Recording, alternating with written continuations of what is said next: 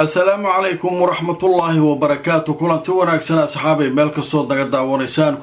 Haddaba barnaamijkeena koobaad waxaynu ku soo qaadanaynaa wararkii ugu waaweynaa ee ka soo kordhay xaaladda gobolka Bariga Dhexe. Qodobada aynu barnaamijka idinkugu soo gudbinayno waxaa ka mid noqon doona wasiirka gaashaandhigga Mareykanka iyo la taliyaha sare ee Ayatullaahiga Iran oo hanjabaado hawada isu mariyay. Iran oo sheegtay hadalkii Trump ee ahaa in xayiraadihii laga qaaday dekedaha Iran ay tahay mid aan waxba ka jirin. wararkii ugu dambeeyay Iran iyo Mareykanka xaaladoodu halka ay marayso. waxaa sidoo kale barnaamijkan idinkugu soo gudbin doona Xisbullah oo saakay gantaalo roobka uga dhigtay xaafado kala duwan oo ay degan yihiin dadka Yahuudda ah.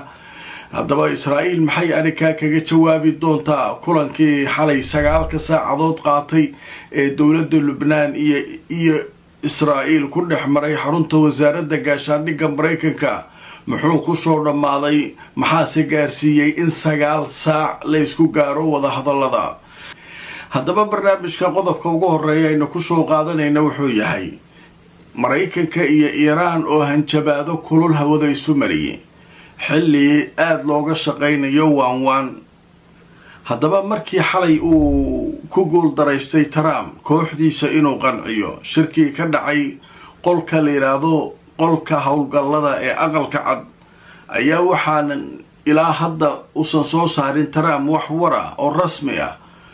haddaba wararka qaar warbaahintu waxay sheegayaan in shirka sidii xalay baan idin sheegnay uu markaa aan wax isfahama lagu gaarin iyadoo laga doonayay Trump inuu ku qanciyo ragiisa in uu markaa aqbalo heshiiska laga shaqeynayay Iran iyo iyaga inuu dhexmaro. haddaba culaysyo fara badan oo dhan kasta ka haysta Trump ayaa ku qasbay inuu shirka isaga tago iyadoo Israa'iilna ay dhan kale uga daaban tahay oo mar walba ay leedahay waa kaaga digaynaa inaad arrinkaa samayso. heshiiskaas waa heshiis fiican maanileed waaye iyadoo xaajadu meesha joogto oo waantii iyo wixii ay weli socdaan ayaa waxaa hadlay saakay ninka wasiirka gaashaandhigga ama wasiirka dagaalka ee waddanka Mareykanka wuxuu leeyahay dagaal ku qaadi doona Iran. sheekadu markiiba cirka ayay gashay. haddaba markaan idin tuso wararkii ugu dambeeyay ee arrinkan ka soo kordhay wasiirka dagaalka Mareykanka ninka wasiirka wuxuu sheegay inay diyaar u yihiin Mareykanka inay dib u bilaabaan weeraradii ay ku qaadayeen Iran haddii uu yiri ay fashilmaan wada hadallada hadda socda. wasiirku wuxuu sheegay inay dib u bilaabi doonaan weerarada Iran waxaana uu sheegay in makhaasiinadooda gobolka ay hadda dhammaystirmeen oo si buuxda ay u haystaan wax allaale iyo wixii howlgalladaasi ay dib ugu bilaabi lahaayeen oo huba. dhanka kale madaxweynaha Mareykanka Donald Trump ayaa isaguna waxaa la sheegay in aanu weli wax heshiisa ka gaarin oo uusan saxiixin heshiiskii laga sugayay oo markaa arrimahan ku saabsan. inkastoo Mareykanka weli ay ka hadlayaan Iran inay caddayso inaanay samaysan doonin mustaqbalka dhow iyo midka fogba wax huba oo nuclear ah. marka ninkan inta badan raggan Trump la shaqeeya Trump wuxuu yiraahday sii wadwadaan ayaga macnaha qof fikradiisa iyo aragtidiisa mararka qaar waxaad isleedahay odagan ku beerin kara maba jiraba kulligood odaga iska daba socdaan. ninkan markuu wuxuu leeyahay waa weerareenaa Iran. midda kale oo la yaab kale falanqeeyaashu ku soo daray waxay tahay makhaasiinadeena hubka way buuxaan gobolka. yaa weydiiya asaga ma hubaa gobolka ku yaala ma hub la'aana tahay yaa dhahay. marka meeshaa shakiyaa ka jira. marka waxaa leeyahay nimankan tabar badan ma hayaan. ninkan hadalkiisa waxaa ku jiray dheen makhaasiinadeennii hubka waa buuxaan dagaalkana waa wadi karnaa. adiyaa ku weydiiyey makhaasiinadaada hubka ma buuxaan ma waxba yaraa ku jira maxay tahay haddaa dagaalka waa bilaaba geesinimo Iran dagaalka hadday heshiiska diido waa weeraraa soo madhin maxaa haddana ugu kabaysaa gadaal laga waraacine makhaasiinadeena waa hubka way buuxaan hala iska jiro oo markii hore hub maada haysan miya sheeko waalana barka meesha ka socota. marka saa shalay idin sheegay nimanka Iiraaniyiinta way diyaarsan yihiin nin mas-uula hadduu xaggaa ka soo hadlo intaa looga jawaabaa. waxaa u jawaabay marka aayatullaahiga la taliyihiisa, ragga odayaasha oo aayatullaahigii horeo la dilay la talin jiray oo hadda aayatullaahigana la taliyaa oo ragga waaweyna ayaa ninkaa marka hadalkiisa u jawaabay. haddaba markaan idin tuso wararkii ugu dambeeyey, la taliyaha aayatullaahiga iiraan wuxuu sheegay Trump inuu khiyaamayo oo markaa khiyaanay diblomaasiyadda caalamka markii saddexaad. la taliyaha aayatullaahiga iiraan muxsin ridaa'i ninka la yidhaahdo waxa uu sheegay madaxweynaha maraykanka Donald Trump inuu diblomaasiyadda khiyaamaynayo markii saddexaad. waxaana uu sheegay inuu shalay sheegay in xayiraadii laga qaaday dekadaha iiraan, balse wuxuu yidhi haddeer ma jirto wax xayiraada oo laga qaaday dekadaha, wax tallaaba oo ay maraykanku qaadeenna ma jiraan. ninkan wuxuu leeyahay mara thalitha oo diblomaasiyadda caalamku been u sheegaya ninka la yidhaha Trump iyo kooxdiisa. waxa uu sheego hal xabo kama jiraan.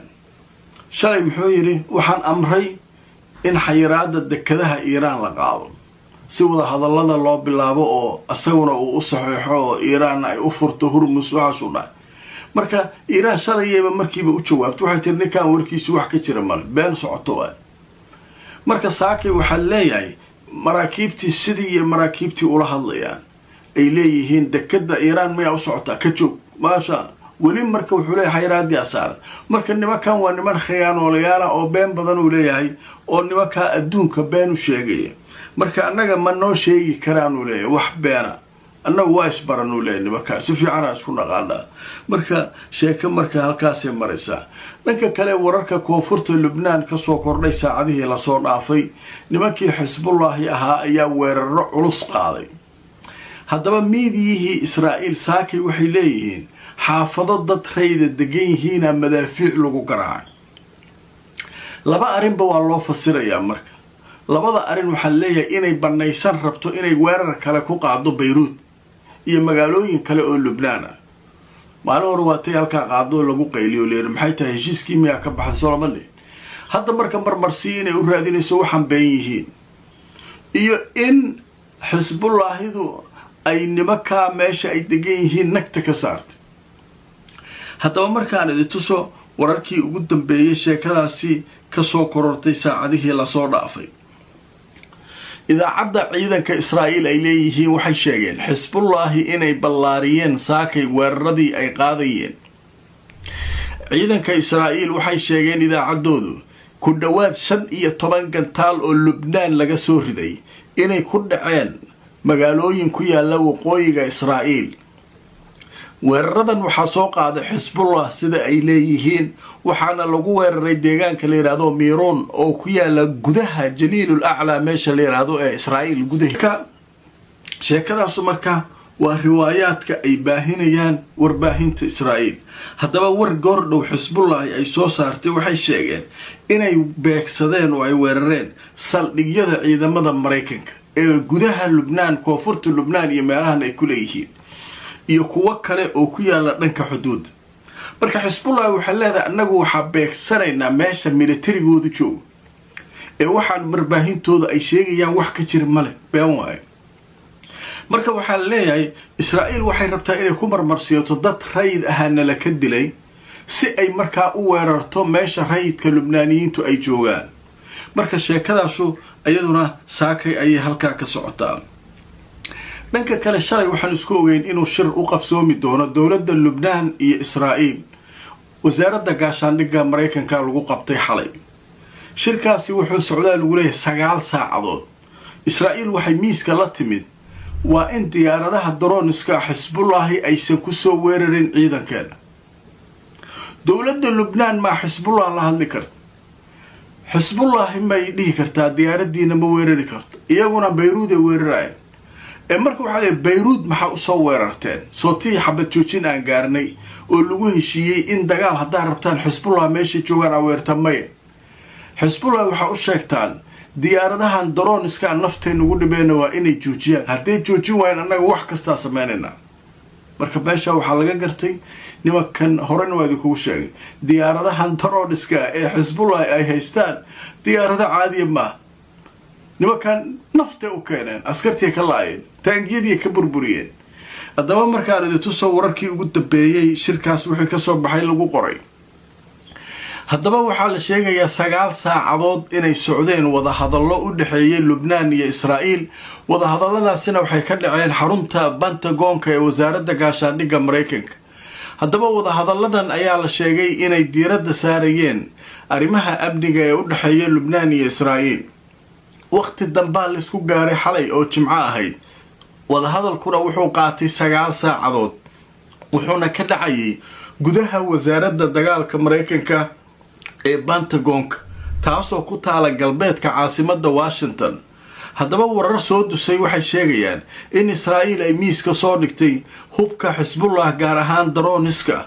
taasoo dood fara badan ka abuurtay shirka iyadoo Israa'iil sheegtay in haddaan la joojin droniskaas iyaguna ay tallaab kasta qaadi karaan marka soo yaab ma dawladdii Lubnaan la fadhisa waxay leedahay Beirut noo daayay magaalooyin kale Xisbullah haddii rabtaan inaad la dagaalataan جنوب لبنان كل دقالما كوفرت لبنان تاسو حتى أنه أينان ربين وعربنا إن حبت توتين لقا قالوا نما كانوا مركب حيتاقين ما جرتو حسب الله الدرون اسكيدا أنه وحانو كوبدلنا إنان مالك استويري كرون هديك لك توتي محاك توتي كران مركا شيكو والنا بيشاس مركا يدورا كسعود حتى ما وحال ليهي وكالة وراركا تصنيم دالك إيران waxay sheegtay goor dhaweyd warbixin ay leedahay go'doomintii saarnayd dhinaca badda Iiraan ee Mareykanku ciidankiisu ay saareen oo dekedaheeda ay saareen wali way taaganta